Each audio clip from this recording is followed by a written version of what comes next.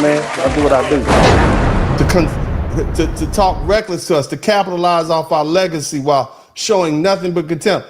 I'm talking to those of you who use anti-FBA rhetoric as your stepping stool, who treat our centuries-long fight for survival and dignity as some kind of joke or weakness. You mock us, you scoff at our culture. You see, you think you're morally superior. Let me tell you something. Let me just say this straight up. We don't want your culture. You always saying we don't have a culture. We don't want your damn culture.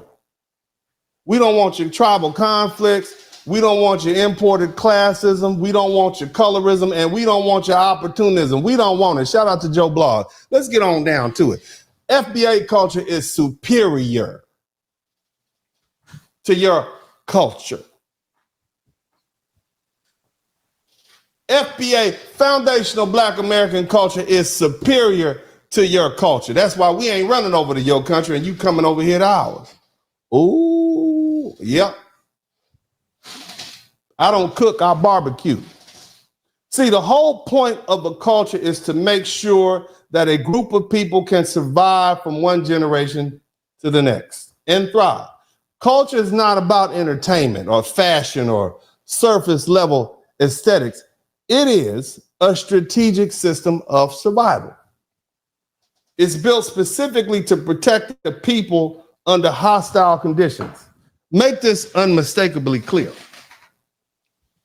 The primary function of a culture is not to amuse, but it is to ensure the continued existence of a group of people across generations. Shout out to A's Hole. You understand me?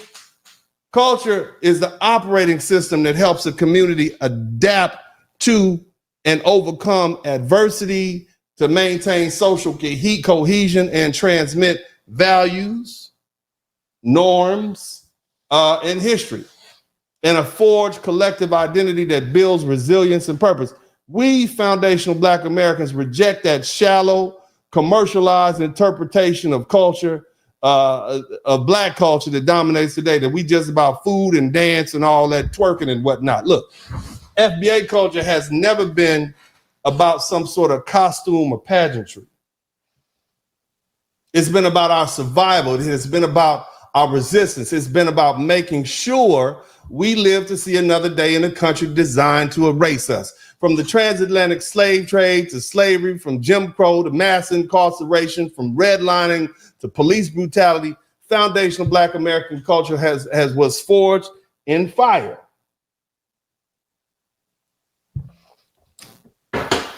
Period. And everything that defines it, our music, our speech, our speech patterns, the way we dress, our unspoken codes, our mannerisms, our creativity, our defiance, these aren't just quirks. These are weapons. These are shields. These are ancient blueprints of survival. Let me remind you that our culture developed under siege. It evolved as a refuge for psychological warfare. It's a tool that was passed down, strategies for survival. It was a way to assert dignity and humanity in the face of state-sponsored dehumanization. To be a foundational Black American is to inherit that survival system, not just the culture, but the reason behind it. See, that's what makes FBA culture different from the cultures brought by African and Caribbean immigrants. Those cultures weren't designed to navigate the specific brutality of the American system. FBA culture is. And that's why we have to draw a firm line in the sand. Shout out to Alonzo Dunn. Don't allow others to redefine or dilute or co-opt what they didn't die for. But see, to many of these outsiders, what they want to do is they want to cosplay FBA culture. They want to steal the slang. They want to mimic the style. They want to imitate the music. Without carrying the burden of understanding the cost. That is not appreciation. That's exploitation. And it is dangerous because when our culture is treated like a trend, it loses the power to protect us. If a people lose their culture, a cultureless people is a dying people. That's why the culture must be taught. It must be protected. It must be honored.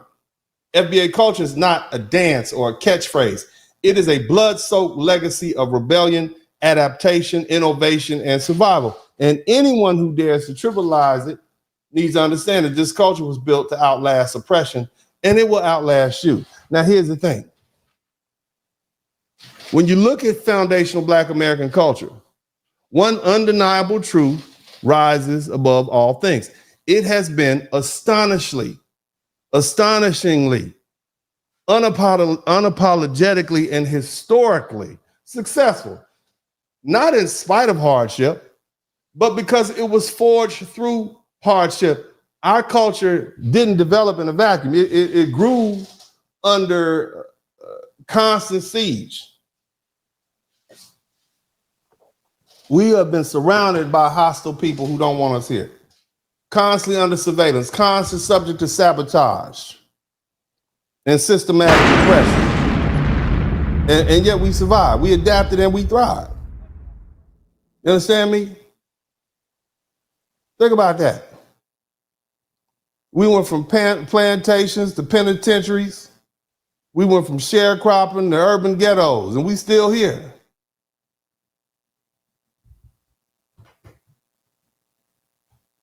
Every blow they threw meant to destroy us became an opportunity for us to evolve. See, other cultures are allowed to flourish under the protection of nationhood or ethnic enclaves. Foundational Black American culture was created in the belly of the beast. We've been surrounded by white supremacy. We've been stalked by racism.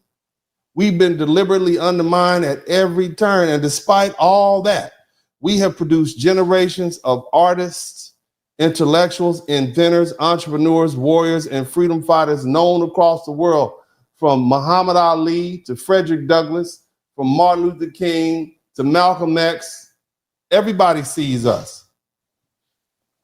We transformed cotton fields into jazz clubs, and slave songs into soul music, and broken homes into movements, and pain into poetry. That is not survival by accident. That is survival by design. And let's be brutally honest. We are the only ethnic group in the United States that has been targeted for the total total cultural, physical, and economic destruction, and we still remain intact. You understand me? You see how serious that is? And these people got the nerve to say, we have no culture. We were stripped of our names, our languages, our religions, our ancestry. And yet we created a new people, a new culture, and a new legacy from the ashes. That legacy, that FBA culture, is not just vibrant, it is indestructible.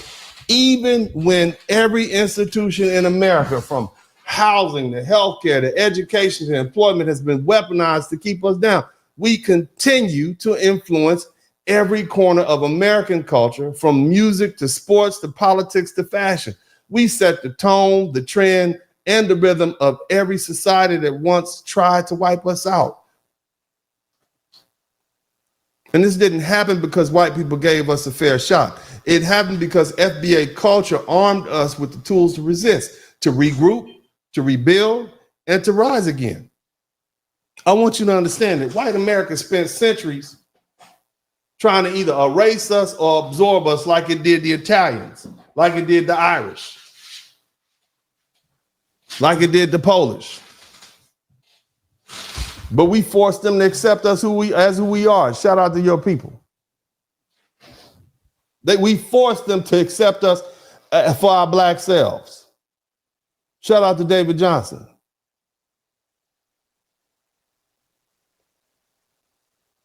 So when I say that FBA culture is superior to these immigrant cultures, whether it's Africa or the Caribbean, I mean it.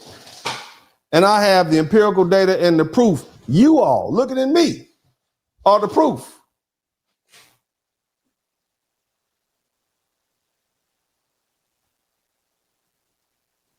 We survived everything that was meant to destroy us. No other group in this country has done that, what we've done, in the face of what we face. And we did it with grace, family. You are beautiful people. Shout out to all my foundation Black American brothers and sisters and all our ancestors. You did it with grace. You did it under fire. You did it with defiance. What's up? Welcome to the broadcast. This is Uncle D. People wash their ass in the tub, Kamala Harris. You were tuned in to Uncle D. D's Black Man Talk. Pull up, homie, take a seat. Don't be a shadow watcher every day. You learn something, then you earn something. Let them know and drop some money in the plate. It's getting cold, ladies, talking ratchet. Lizzie King here, grab your coat, zip your jacket. Keep quiet for a second, close your jaw. Attorney Spurling, this ain't pearly, know the law. Talking Constitution, pushing pins when he shooting, give him that.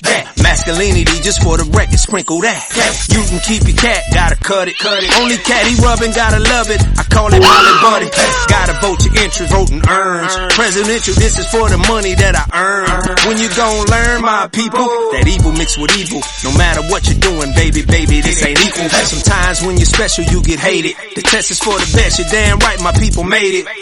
Uncle D, Blizzard King, you been served, gotta notice. Now black men out here know we winning, gotta hold it now. Uncle D, you been served, get your notice now. Black men out here know we winning, gotta hold it now. Uncle D, you been served, get your notice now. Black men out here know we winning, gotta hold it now. Uncle D, you been served, get your notice now. Black men out here know we winning, gotta hold it now. Hey man, I'll do what I do. Somebody need to whip your ass. Get up and whip him, Sweets. Hey, don't be putting the money in my hand all rough. Take your ass out here. You buy you a Flowbee and cut your own damn hair from now on.